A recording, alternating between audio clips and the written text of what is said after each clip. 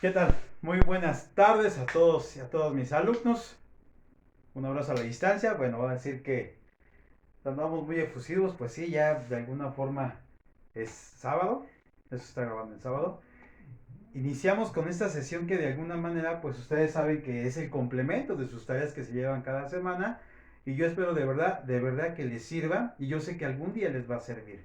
Bueno, no únicamente, por ahí me enteré que no únicamente mis alumnos lo están viendo, también, pues ya como soy la plataforma, pues tengo algunas otras personas que no únicamente son mis alumnos, como ya lo comenté, sino otras personas que también pues siguen este canal, esta plataforma para ver algo bien sencillo de la historia, ¿vale? Bien, tarea 5. Estamos hablando entonces de lo que es la revolución de Ayutla de 1854. Para hacer un poquito de historia, recordemos que está en el poder Antonio López de Santana. Es otro periodo que tiene, es el último periodo que tiene Antonio López Santana como presidente de nuestro país. Recordemos que él sube al poder en 1833. También recordemos que está dentro de lo que es la constitución del 36. Y bueno, a partir de ahí, él tiene altas y bajas dentro de la presidencia de nuestro país. Sin embargo, esta va a ser su última intervención como mandatario. Bueno, resulta ser que Juan Álvarez e Ignacio Comonfort pues son los personajes que van a empezar a manipular, a decir que están en contra de la dictadura de Antonio López de Santana. Yo los invito a que investiguen qué es una dictadura para que se den cuenta de alguna manera qué es lo que estaba haciendo Santana y por qué de alguna forma fue odiado y por qué estaban pidiendo su renuncia. Bueno, para esto, Ignacio Comonfort, que era gobernador de Guerrero en aquel entonces, se une con Juan Álvarez, que era gobernador de Guerrero, e Ignacio Comonfort, que era un militar que estaba dentro de las filas de Santana, pero fue un militar con ideas liberales. Recordemos que ahorita que lleguemos al punto número 2, que ya lo abordamos, sigue la pugna interna entre liberales y conservadores para que vayan entendiendo esta parte que yo sé que ya lo vimos en el pasado. Hagan de cuenta que los conservadores son, es la herencia de aquellos que eran centralistas que aparecen allá en 1824, ¿recuerdan? Y los federalistas son la herencia de los liberales, o sea, conservadores sinónimo de centralistas, liberales sinónimo de federalistas. Bueno, hay una lista de características que va teniendo cada uno de estos personajes, o bueno, de estos bloques, perdón, de estos bloques en sus ideales de cómo manejar el país, cuál es la mejor ideología para gobernar un país.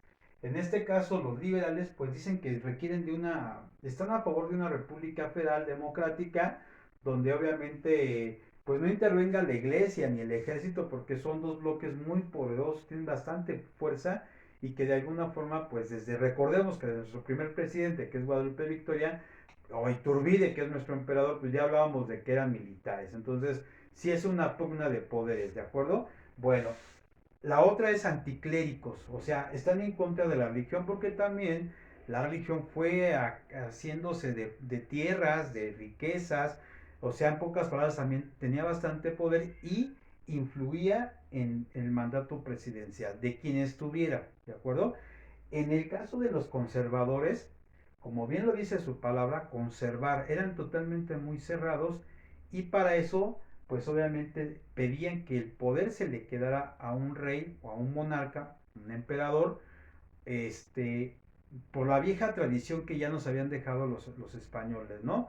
De un virrey, que el virrey tenía todo el poder, etcétera, si recuerdan, ¿no? Bueno, y también de alguna manera pues van a apoyar a la religión y al ejército porque pues obviamente son los pilares, o sea, pues en su mayoría son religiosos y militares que van a apoyar esta causa, este pensar totalmente cerrado, porque recordemos que sin ofender a los militares, pues es una ideología totalmente cerrada bajo el mando que llevan y pues la religión se manda, se rige bajo un dogma de alguna forma de la moral, ¿no? Bueno, entonces aquí para 1855, ya vamos en el punto 3, cae Santana. Santana de alguna forma se da cuenta que está perdida su causa, de hecho inclusive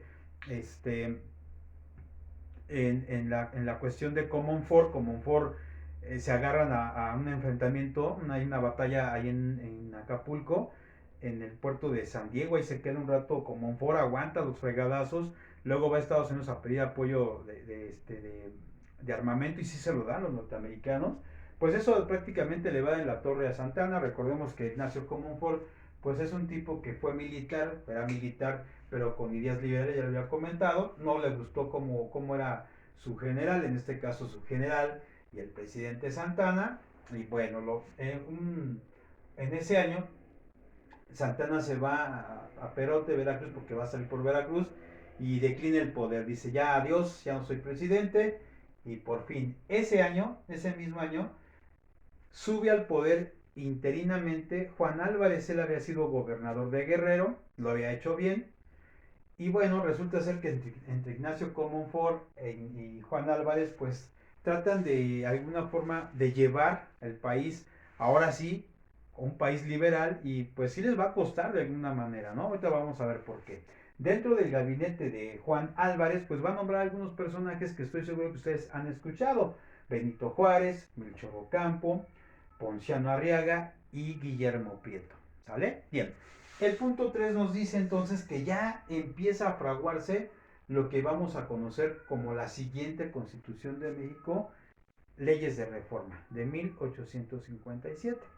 Esta constitución va a ser, se ha catalogado como una de las principales liberales. Sin embargo, aquí tristemente les voy a tener que decir a mis alumnas que todavía no se toma en cuenta los derechos de la mujer. Qué triste, ¿no? Hasta 1953, pero bueno.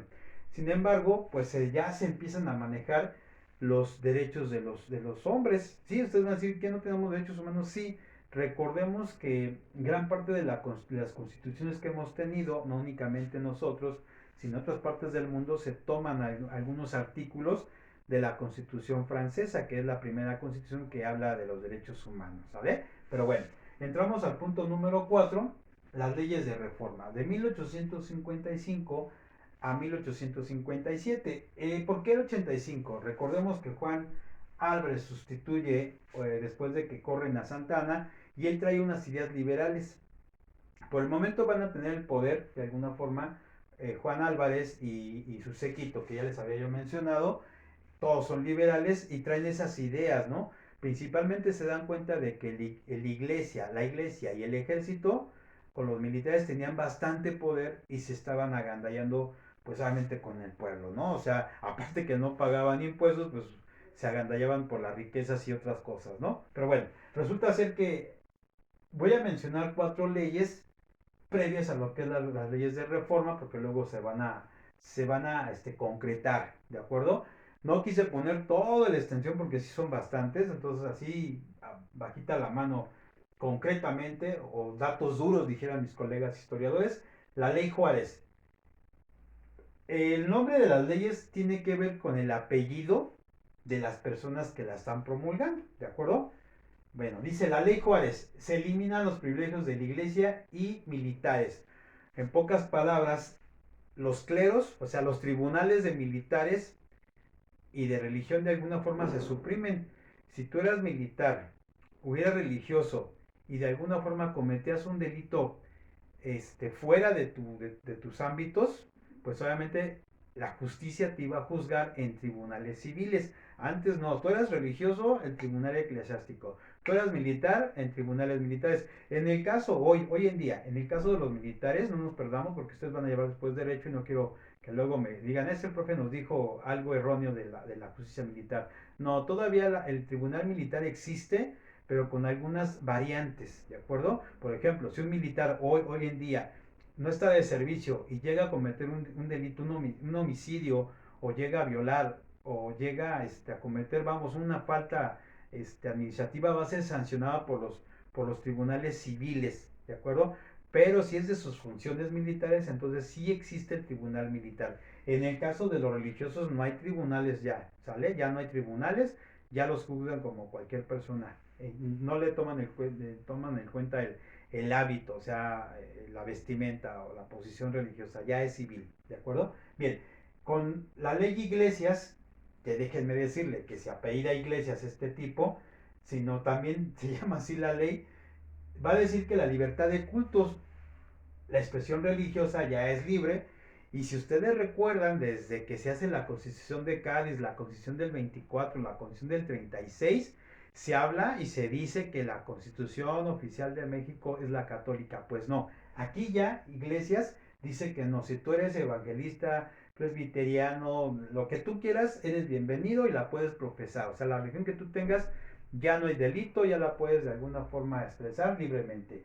La ley Lerdo, se le quitan las tierras y las riquezas a la iglesia sin, ojo, sin afectar a campesinos, porque ustedes van a decir, bueno, pues las tierras las tienen los religiosos, ¿y a poco ellos sembraban? Pues, sí trabajaban en el campo, pero como eran muchas tierras, obviamente no se daban abasto y tenían que contratar al campesino, que por cierto en ocasiones, pues prácticamente le decían, pues gracias hijo, Dios te lo va a pagar, ya saben, ¿no? O sea, no les pagaban luego en ocasiones nada, o si les pagaban, pues obviamente era una bicoca. En este caso, el Lerdo dice, pues hasta ahí, les quitamos las tierras, fragmentamos las tierras que tiene la iglesia para generar tierras privadas.